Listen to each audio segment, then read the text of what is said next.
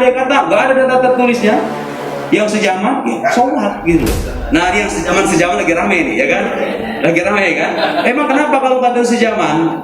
Kalau emang ditulis sama orang setelahnya nerima informasi dari yang sebelumnya, dan itu periwayatannya jelas, sholat gitu loh.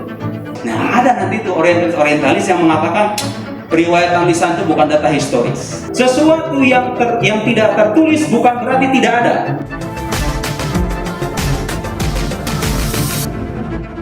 Lihat tulisan alif lam mim dengan alam taro, sama kan? Alam sama-sama alam kan? Kenapa sama-sama alif, sama-sama lam, sama-sama mim, betul nggak? Kenapa yang satu dibacanya alif lam mim, tapi yang satu lagi dibacanya alam? Kenapa? Karena sandaran Quran bukan data tertulis, tapi periwayatan lisan. Guru kita ngomongnya begitu, beliau nerimanya dari fulan juga begitu, fulan dari fulan begitu, sampai Nabi ngajarkannya begitu.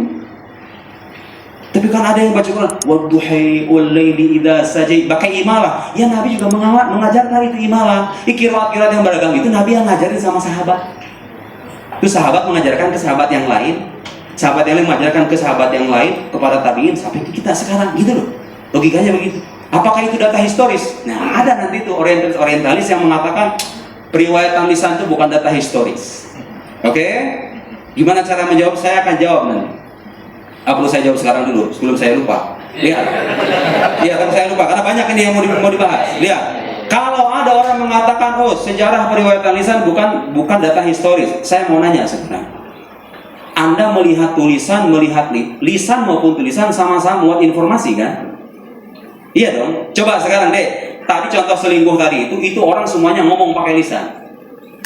Bahwa pacar Anda selingkuh. Tiba-tiba ada WhatsApp tertulis, pacar kamu gak selingkuh loh, dia cuma main doang.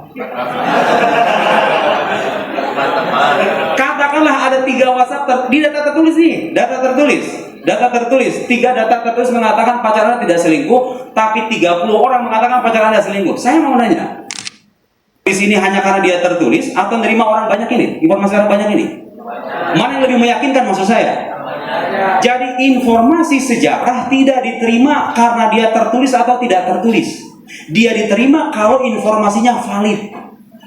Terlepas apakah tertulis atau tidak tertulis, kalau dia valid, apalagi disampaikan sama orang banyak, itu sah jadi informasi sejarah.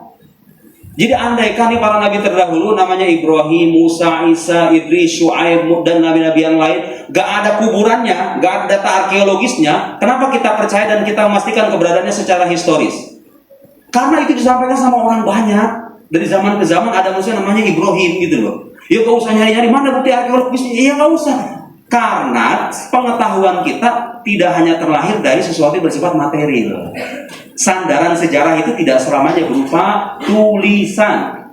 Dan harus dicatat, sesuatu yang tidak tertulis bukan berarti tidak ada. Sepakat gak sama saya? Sesuatu yang tidak, jadi andai kata gak ada data tertulisnya, yang sejaman, ya sholat gitu loh. Nah, yang sejaman lagi rame nih, ya kan? Lagi rame kan? Emang kenapa kalau kata sejaman? Kalau emang ditulis sama orang setelahnya nerima informasi dari yang sebelumnya, dan itu periwayatannya jelas, sholat gitu loh.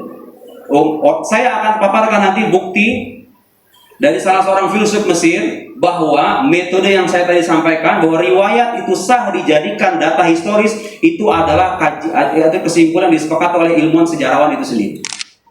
Histori itu ada gitu dan bisa valid, tergantung bagaimana cara kita membuktikan kesahihannya aja. Ya kalau orang banyak, terbukti banyak dari masa ke masa nggak bisa diragukan dong. Itu satu lagi, ini pakar ahli ilmu qiraat. Jadi saya ingin buktikan bahwa orientalis ketika mengaji Quran secara kajian tertulis itu keliru secara metodologi ilmiah karena Quran sandarannya bukan data tertulis. Innal i'timad fi naqlil Quran ala hifdzil qulub. Sandaran dalam meriwayatkan Quran itu adalah hafalan yang terpatri di dalam hati, bukan tulisan, bukan manuskrip. Was-sudur dan dada. La ala hifdzil masahif wal kutub. Bukan atas apa yang tertera dalam mushaf ataupun teks-teks tertulis kitab. Ya, wahad, lihat ini penting nih supaya orang muslim sadar nih, Anda punya kitab suci yang istimewa yang gak Allah berikan kepada kitab suci manapun di dunia ini.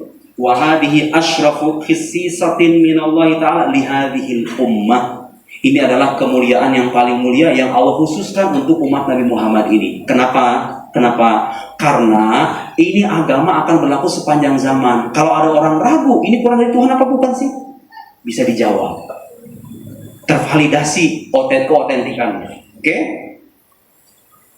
Nah, berapa jumlah? Lihat, saya akan sekarang mengutip salah seorang pakar ilmu qiraat.